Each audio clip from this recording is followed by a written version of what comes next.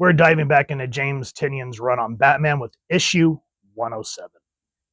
And I gotta say, guys, going through the old comics that we've been doing, Batman, Transformers, X-Men, I remember when Tynion got on the book, I was enthralled. I loved what he was doing. And don't get me wrong, I still do. But after kind of taking a step back from modern comics and really deep diving back into the rich history of both Marvel, DC, and Image, included, and Dark Horse, yeah, let's just get into it. So you open this up and you're like, who's the dude? Hush now. It's rude to interrupt a lecture. He can't hear your thoughts. He's not really in your head. Scarecrow just wants you to think he is.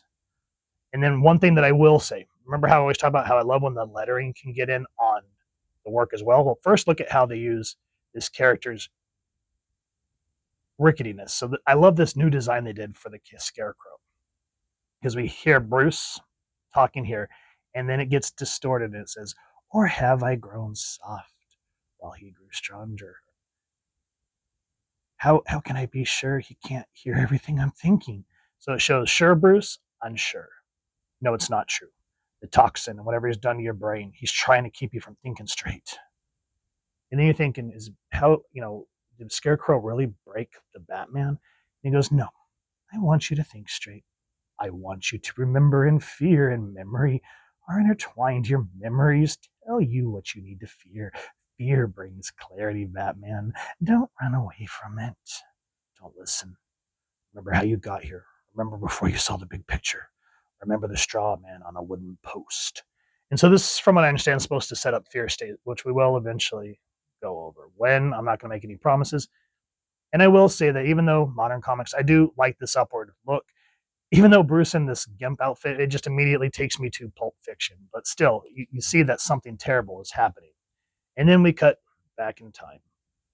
This is James Tynion, writer, Jorge Jiménez doing the art, Jiménez and Morey doing the cover, and then where's the rest of them? Tomeu Morey doing the colors, Clayton Cowles lettering. And then, of course, Batman was created by Bill Finger with Bob Kane. And so they're talking about how the Scarecrow's back, and it sort of feels kind of like how he built up Fear State, or not Fear State, the Joker War, saying the Joker's back. Speaking of, one thing that will completely chap my hide is, yes, I love what James Tynion did, but I hate that after he left, they just completely flushed Punchline down the toilet. Because the way that she was built up in the pages of Batman and during the Joker War, the way she slit Harley Quinn's throat, I was ready. She was the next femme fatale. She was what's supposed to be what Harley was. And then it just pitted out. It just really irks my gut because there is so much potential with that character. Anyway, so what happens here is the fear rapidly spreading across Gotham City right now is that A-Day was only the beginning. Oh, and another thing, Fear State. A-Day, what's that? Say that you picked up Batman and haven't read him in a long time. You're like, well, what the hell's an A-Day? You have to go back and read Infinite Frontier #0 to see the destruction of Arkham Asylum. What are they pulling from? Oh, gee, doesn't that sound kind of like Nightfall and how Bane wore down the Bat? You can kind of see why I get a little tired, because it's like, oh, they're recycling ideas. But anyway, and then the Scarecrow, what he's doing is all these high-profile people, he's leaving like straw men in their apartment, to which this reminds me of the Joker fish, where the Joker targeted high-profile victims and then poisoned them with Joker toxin. I'm old. I'm sorry. The artwork's beautiful. I like how he's looking up in the darkness. Strange. What's strange? There's no fear toxin residue on the fibers of the Scarecrow. It doesn't seem to be weaponized in any way. It's just straw and burlap on a wooden post. I've been going over the mayor's security footage, and there's no sign of anyone planning the Scarecrow. It's been placed in the dead spot between two security cameras. But I can map out a few routes on the property someone could have taken to get this in here unseen. And then we have a moment, and this is another thing. So the lights click on, and she's like the new commissioner, I think. This is Renee Montoya. Here she's ready to take down Batman. I haven't forgotten a thing. Now don't you do anything. And Bruce, of course, very calm. Someone is trying to put a Nakano in a corner, keep him afraid, to push him to act. Don't forget how to ask the questions that need asking. This is what trips me out. So here she's like a major B to Batman. But if we go back into Red Hood and the Outlaws, not Red Hood and the Outlaws, Red Hood Outlaw that we last went over, when Batwoman and Red Hood, almost said Red Todd, Red Hood kind of get to the bottom of the underlife, she calls someone, and you come to find out that her and Batwoman, Renee Montoya, and her are in a relationship. And Jason Todd jumps in the back, and she's like, "Aren't you worried about getting in trouble?"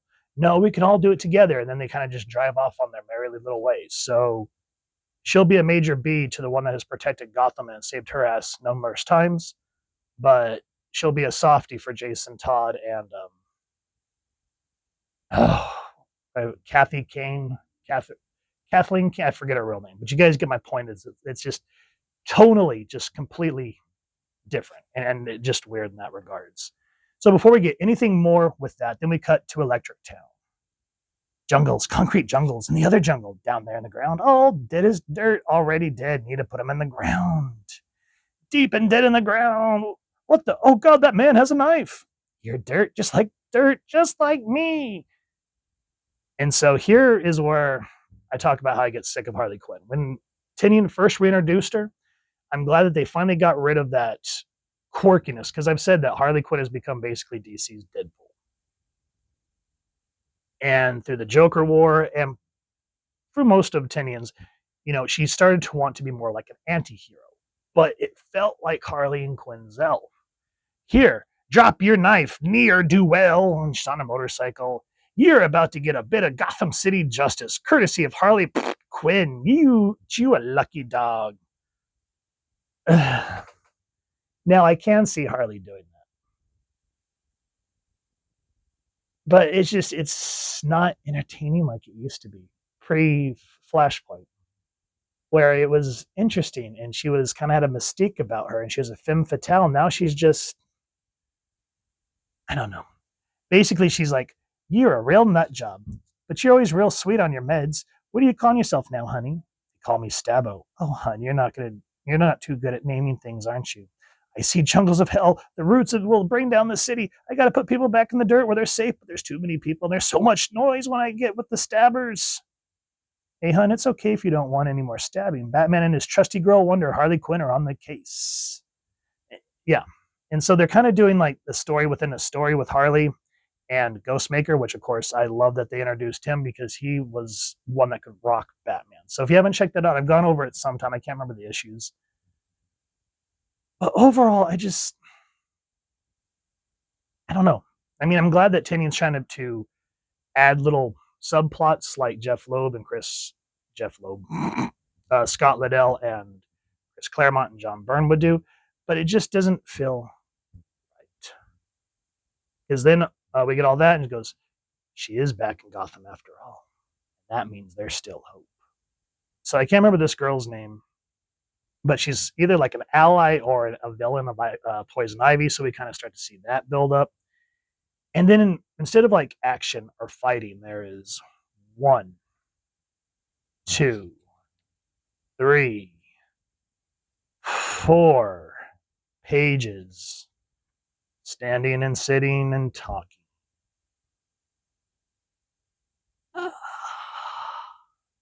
And then we get a moment with this guy, and he's talking to the Scarecrow, so some more standing and talking, and then the book starts to come to an end. I miss when it would be, I don't want to say fast-paced, because that's not the right word, but if you go back to, again, like, the artists always escape my mind, but let's just use Jim Starlin as an example. He would move the story along as Batman's doing his detective work or punching out bad guys, and we'd have the third-person narration kind of basically taking over all the exposition dumps that a lot of modern comics use, so that Bruce or Batman, whomever, is free to move along, use his dialogue and his thought balloons, which I'm really missing in comics nowadays, and then the third narration boxes would move the plot along. And I feel like since we've kind of axed thought balloons and third-person narration, we're constantly having to stop to talk, to talk, to talk, to talk, to talk, to talk, to talk, to talk. And that's why when I say it gets wordy. Back in the day, yes, I've seen TikTokers and everyone complain about old comics being wordy, but it meant something and it was entertaining. This just felt like a lot of it could have been internal thought balloons and third person narration. But that's my take. W or L, however you want to say it. That's Batman issue 107 of it as we start to move into Fear State. Do I still enjoy it? Yeah. Am I going to keep reading it? Yeah. Am I excited as I was a couple years ago about it? No. So with that said, if you have enjoyed what you've seen and you'd like to read more, please first and foremost support your local comic shop or wherever it is like to get your action figures and comics and pick up this run. Because I will say that Tynion's run is one heck of a lot better than the previous writer. And we have talked about that. I'm not going to go any further. And if you've enjoyed this review / rant, really would appreciate if you take a moment to like, share, and subscribe. Helps the channel more than you could possibly know. And if you don't mind hitting that fancy little bat signal next, subscribe. That way, as I get to upload content, you guys get notified. Come to the channel. And I love talking with you all and hearing your thoughts and feedback down in the comments or the socials, which I'll make sure the links down in the description. So with all that said, hope you all continue to have an absolutely amazing day reading. And if you enjoy what I do and you'd like to support the channel, I've left a tip jar PayPal link in the description. And if not, I still appreciate you watching this video. Either way, thank you so much for stopping by. Hope you all continue to have an absolutely amazing day reading, and happy hunting, everyone.